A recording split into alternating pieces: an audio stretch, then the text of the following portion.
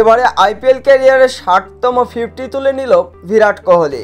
Royal Challenger বেঙ্গালুরের সাবেক captain এবং opener batsman Virat Kohli এবারে রাজস্থান রয়্যালসের বিপক্ষে দুর্দান্ত এক 50-র সাথে সাথে আইপিএল ক্যারিয়ারের 60তম 50 তুলে নিলেন ডানহাতি এই হাডিটার ব্যাটসম্যান বিরাট কোহলি। অন্যদিকে টি-20 ক্যারিয়ারের 102তম 50 বিরাট কোহলির কাছ থেকে।